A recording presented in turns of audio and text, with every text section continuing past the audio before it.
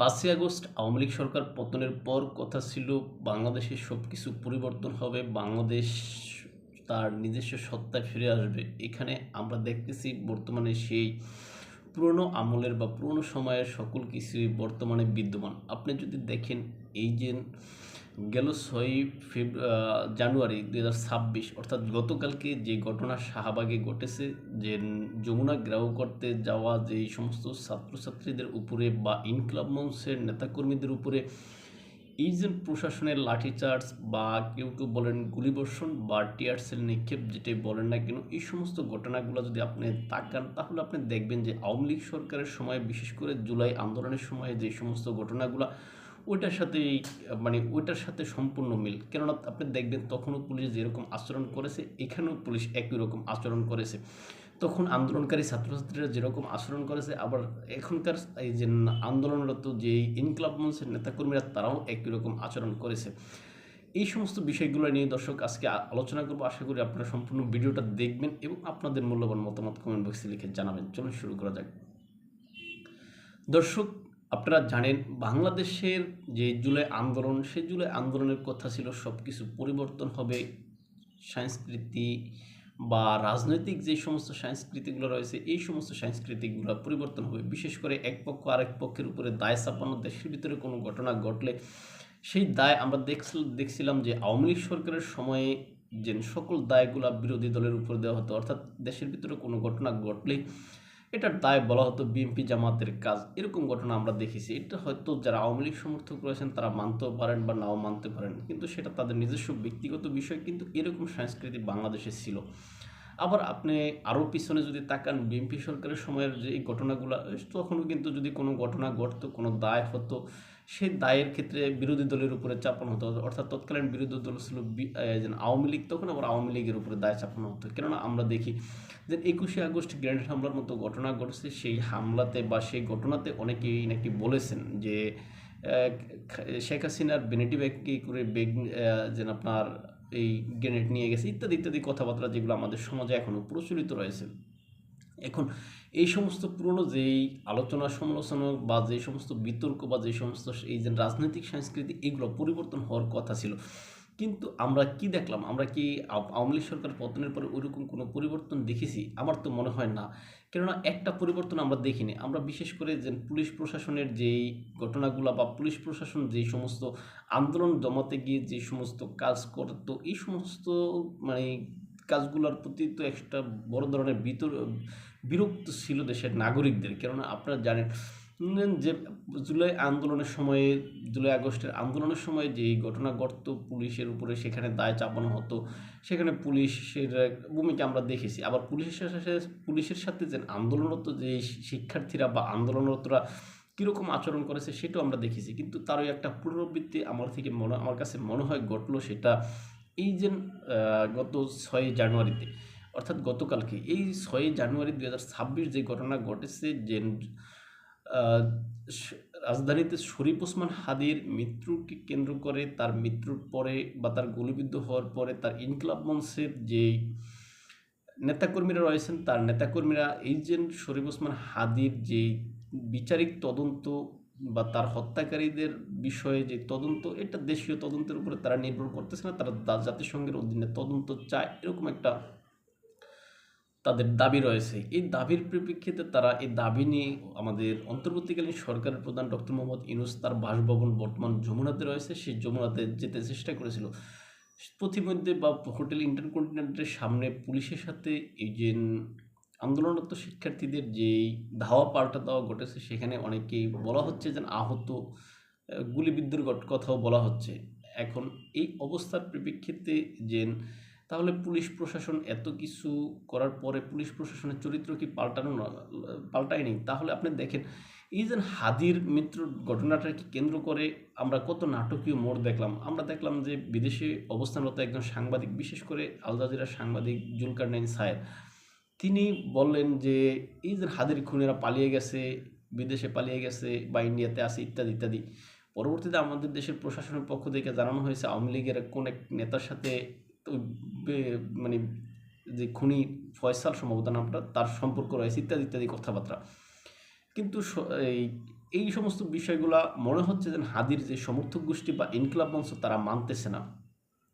এখন তারা মানতেছে না, এই জন্য তারা আন্দোলন করতেছে। কিন্তু হাদির পরিবারের বিষয়টা দেখেন, আমরা দেখেছি যে হাদির পরিবারের পক্ষ থেকে হাদির বড় ভাইকে আমাদের অন্তর্বর্তীকালীন সরকার তাকে ইংল্যান্ডের বাকিংহামে যেই আমাদের বাংলাদেশের দূতাবাস রয়েছে সেখানে তাকে চাকরি দিয়েছে। যোগ্যতা আছে কিনা আমরা সেই বিচারে বা আমরা সেই দিকে যাচ্ছি না বা সেই বিতর্ক এখন করতে চাচ্ছি না। সেই বিষয়ে হয়তো অনেক ভিডিও আছে, আমরা করেছি, আবার হয়তো বা সামনে করব। তারপর আমরা দেখলাম যে তার বোন, তাকে সরকার ফ্ল্যাট দিয়েছে, মানে অর্থনৈতিকভাবে তাকেও স্বাবলম্বী করেছে। এখন হাদির সমর্থক যারা রয়েছেন, এই যে ইনকিলাব মঞ্চ, তারা হয়তো মাইদে থেকে মানে কিছু পায়নি। এখন এই জন্য হয়তো বা তারা এই বিষয়টা নিয়ে লাড়াচাড়া দিচ্ছে বা তারা আন্দোলন করতে চেষ্টা করতেছে, এটা হতে পারে। এখন এই বিষয়টাকে কেন্দ্র করে আন্দোলন সবাই চাচ্ছে বা আন্দোলন হতে পারে। এটা একজন মানুষের বিচার, মানে একজন হত্যাকারীর বিচার বা একজন যে মানুষের মৃত মানুষের বিচার, তারা তার পক্ষে বিচার চাইতেই পারেন। এখন মানে তার হত্যার বিচার করুক, কিন্তু সরকার সেটা না করে সরকার সেখানে, যেই সরকার নিজেই বলেছিল যে তাদেরকে ছাত্ররা নিয়োগ দিয়েছে, সেই ছাত্রদের ভিতরে কিন্তু ইনকিলাব মঞ্চের নেতারাও ছিলেন বা ইনকিলাব মঞ্চের ছাত্ররাও ছিলেন। এখন সেই সরকার কেন আবার এই ছাত্রদের উপরে, এই যে আওয়ামী লীগ সরকারের যদি ফেসিস্ট হয়, তাদের কার্যক্রমগুলো যদি ফেসিস্টের মতো হয়, তাহলে সেই কার্যক্রমগুলো আমাদের এই যে মহান অন্তর্বর্তীকালীন সরকার তারা কেন করলো? এটা নিয়ে তো আসলে প্রশ্ন তোলা যায়। কেননা আওয়ামী লীগ সরকারের কার্যক্রম ফেসিস্ট ছিল, এই জন্যই তো নতুন তার পতন হয়েছে, তার পতন হয়ে নতুন সরকার আসছে। এখন সেখানে সেই সরকারও যদি আওয়ামী লীগের মতো সেই ফেসিস্ট কাজ করে থাকে, তাহলে তো এই যে বর্তমান অন্তর্বর্তীকালীন সরকার তারাও ফেসিস্ট। তাহলে কি আমরা ফেসিস্ট, মানে আওয়ামী লীগ সরকারকে আমরা যদি ফেসিস্ট ওয়ানে ধরে, অন্তর্বর্তীকালীন সরকারের যেই ফেসিস্ট, এটা কি ট্রু ফেসিস্ট এরকম মনে হয়? আর যদি মনে হয় সেটা না হয়, তাহলে এরকম কার্যক্রম কেন করলো? আর পুলিশের বিষয়ে আমরা দেখলাম, আসলে পুলিশের যে বিষয়টা হয়, পুলিশের লোক পাল্টায়, পুলিশের পোশাক পাল্টায়, পুলিশের আইন পাল্টায়, কিন্তু আসলে পুলিশের চরিত্র কখনোই পাল্টায় না। কেননা 5ই আগস্টের পূর্বে পুলিশের সাথে যে সমস্ত ঘটনাগুলো ঘটেছে, ওই সমস্ত ঘটনাগুলোর আমরা অবশ্যই নিন্দা করি, এখনও করি। কিন্তু পুলিশ এই যে আপনার 6ই জানুয়ারিতে যেই ঘটনা ঘটালো বা যেই কার্যক্রম করলো, সেখানে আসলে পুলিশ বিতর্কিত বলে আমি মনে করি। কিন্তু এটাও ভুলে গেলে চলবে না, একতরফা দায় পুলিশকে দিলে হবে না। কেননা আন্দোলনরত শিক্ষার্থীরা বা বাংলাদেশের যেই বর্তমান প্রেক্ষাপট হয়ে দাঁড়িয়ে আছে, সেখানে মানে যে কোনো কেউ নিজের মতো করে আন্দোলন করতেছে, এই বিষয়টা নিয়েও আসলে ভাবা উচিত। শুধু এজন পুলিশকে একতরফাভাবে দায় দিলে হবে না, কেননা পুলিশের উপর অনেক চাপ থাকে, পুলিশের উপরও অনেক কিছু থাকে। এই কারণে পুলিশ হয়তো তার দায়িত্ব পালন করতে যায়।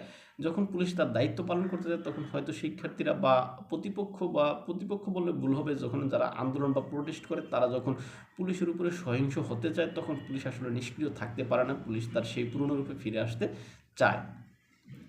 এখন এই ক্ষেত্রে আসলে উভয়ের সংযম দেখানো উচিত বলে আমি মনে করি। আর এই যে আন্দোলনরত শিক্ষার্থীদের যদি একটা প্রতিনিধি দল যদি যমুনাতে যেত, ডক্টর মোহাম্মদ ইউনূসের সাথে সাক্ষাৎ করতো, সেই ক্ষেত্রে মনে হয় যে মহাভারত অশুদ্ধ হয়ে যেত, এরকম না। কিন্তু সেটা না করে এখানে যে কেন এই এরকম ঘটনা ঘটালো, যেতে বাধা দেওয়া হলো, সেটা আমরা জানি না। আবার অনেক বিশ্লেষকগণ বা রাজনৈতিক বিশ্লেষক যারা রয়েছেন, তারা এটা মনে করেন যে এই যে নবম পে স্কেল নিয়ে যে ঘটনা ঘটেছে, বা যে নবম পে স্কেল বাস্তবায়নের জন্য আন্দোলন করা যেই সমস্ত সরকারি কর্মকর্তা কর্মচারীরা রয়েছেন, তাদেরকে যেভাবে ছত্রভঙ্গ করেছে পুলিশ, এখন সেই বিষয়টা বা ওই নবম পে স্কেলের বিষয়টা দামাচাপা দেওয়ার জন্য আসলে এরকম একটা ঘটনা এখানে ঘটানো হয়েছে বলে অনেকে মনে করেন। এখন আসলে এর পিছের ঘটনা কি, সেটা হয়তো সময় বলে দিবে। কিন্তু এই ঘটনার পরে সবচেয়ে নাটকীয় যে মোড়, সেটা আমরা দেখলাম যে সন্ধ্যার পর, মানে সন্ধ্যার দিকে, অর্থাৎ 6 তারিখ সন্ধ্যার দিকে আমাদের প্রেস সচিব জনাব শফিকুল আলম, তিনি যেই কথা বলেছেন যে আসলে এই যে ইনকিলাব মঞ্চকে বা ইনকিলাব মঞ্চের নেতাদের ভিতরে আওয়ামী লীগ ঢুকে গেছে, আওয়ামী লীগ ঢুকে সামনে নির্বাচন বানচাল করতে চাইছে, এরকম একটা কথাবার্তা আমরা শুনলাম। এমনকি ইনকিলাব মঞ্চের মুখপাত্র সম্ভবত জনাব জাবের, তার মুখ থেকে এরকম কথাবার্তা আমরা শুনলাম। দর্শক, আপনারা যদি একটু পিছনে তাকান, আপনাদের একটা কথা মানে একটা বিষয় আপনারা লক্ষ্য করবেন যে এই যে আমাদের বাতের হোটেল খ্যাত যে ডিবি হারুন রয়েছিলেন, ডিবি অফিসে ডিবি হারুনের সময় আমরা দেখলাম, এই যে জুলাই আন্দোলনের সময় ডিবি হারুন করলো কি, এই যে সার্জিস, তাসনিম জারার তাসনিম জারার মানে সার্জিস নাহিদ ইসলাম, তারপর হচ্ছে যে মানে এই যে জুলাই আন্দোলনে যারা সম্মুখ সারিতে ছিলেন তাদেরকে যখন ধরে নিয়ে যাওয়া হলো, নেওয়ার পরে এই যে বাতের হোটেলে বলেন বা সেই ডিবি কার্যালয়ে তাদেরকে দিয়ে যেভাবে সংবাদ সম্মেলন করানো হলো, সেই সেই একই ক্যাটাগরির একটা সংবাদ সম্মেলন আমরা দেখলাম এই যে জাবের ওরা করলো। এখন সেই সংবাদ সম্মেলনের বিষয়ে অনেকে সেই পূর্বের ছবিটা, অর্থাৎ ওই যে হাসনাত সার্জিস ওদের সহ যে নাহিদ ইসলাম ওদের যে ছবিটা রয়েছে এরকম একটা ছবি সম্বলিত এই যে বর্তমানে এই যে আপনার জুলাই আন্দোলনের ওই নেতাদের মতো একটা ছবি বর্তমানে এই যে ইনকলাব মঞ্চের যে নেতাগণ রয়েছেন তাদের একটা ছবি সেম পাশাপাশি দাঁড় করালে একই অঙ্গভঙ্গি কোয়ালিটি অনেকেই দেখান। এখানে অনেকে বলতে চাচ্ছেন যে তাদেরকে এখানে জিম্মি করে বা তাদেরকে এখানে আটকে রেখে হয়তো বা এরকম একটা স্বীকারোক্তি নিয়েছে বা এরকম একটা সংবাদ সম্মেলন করিয়েছে যে তোমরা এখানে আন্দোলন স্থগিত করো, এখানে আন্দোলন স্থগিত না করলে এখানে যে আওয়ামী লীগ বা আওয়ামী লীগের যে দোসররা তারা এখানে লুকিয়ে আছে এই জুলাই আন্দোলন মানে এই ইনকিলাব মঞ্চের ভিতরে ভর করে তারা এখানে অস্থিতিশীল করতে চাইছে, এরকম একটা কথাবার্তা। এখন এই কথাবার্তাগুলো কিন্তু আমরা পূর্বে শুনতাম যে আওয়ামী লীগ সময়ের আমলে, এটা আমি প্রথমে বলেছি, কিন্তু এখন তো নতুন সব কিছু বন্দোবস্ত, নতুন সব কিছু করার কথা, তাহলে এই পুরনো কথা এখানে কেন আর আসবে? এখানে তো সব কিছু নতুন ধারায় আসার কথা ছিল, পুরনো একদল আরেক দলের উপরে দোষ চাপানো এই সমস্ত বিষয়গুলো তো বাদ যাওয়ার কথা ছিল।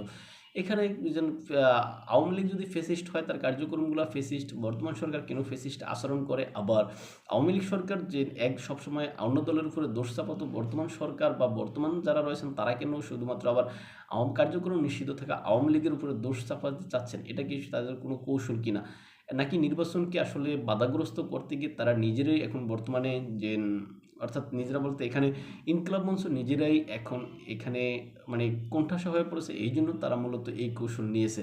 কেননা আপনারা জানেন ইনকিলাব মঞ্চের যে সমস্ত নেতাগণ তাদের সাথে জামাতের ভালো সম্পর্ক রয়েছে, আর অনেকেই মনে করেন জামাত বর্তমানে যেই এখানে নির্বাচন এই 6 আগস্ট আগামী 6 ফেব্রুয়ারির যে 12ই ফেব্রুয়ারি সেই নির্বাচনটা জামাত এবং তার সমমনা দলগুলো এখনও প্রস্তুত না বা তারা চায় না, অনেকে মনে করেন। এখন হয়তো বা ইনকিলাব মঞ্চের যে আন্দোলনের ভিতরে জামাত বড় করতে পারে, এই আন্দোলন আরও বড় হতে পারে, কিন্তু এখানে এই বুথটা আসলে আওয়ামী লীগের বুথ বা আওয়ামী লীগের উপরে চাপিয়ে দিয়ে এই দায়টা আসলে এখানে সবাই দায় সারা ভাব নিতে চাইছে বলে আমি মনে করি। যাই হোক, সব কিছু বাদ দিয়ে এই যে আমাদের পুলিশ প্রশাসন যেই আচরণ করে এই আচরণ এইভাবে হয়তো না করলেও হয়, আবার আমাদের যারা বাংলাদেশে যারা আন্দোলন বা প্রোটেস্ট করে তারাও আবার এই যে পুলিশের প্রতি বিমাতাসুলভ আচরণ না করে তারাও তাদের সাথে ভালো আচরণ করবে বলে এটি আমরা মনে করি বা এটি আমরা চাই। বাংলাদেশটা সুখে শান্তিতে সমৃদ্ধিতে সুশৃঙ্খলভাবে থাকুক, দেশের শান্তি শৃঙ্খলা সব কিছু স্থিতিশীল থাকুক, এই আশাবাদ ব্যক্ত রেখে আমি আমার ভিডিও অনুষ্ঠান এখানে শেষ করলাম। ভালো থাকবেন সবাই, দেখে অন্য কোনো ভিডিওতে অন্য কোনো বিষয়ে। আসসালামু আলাইকুম।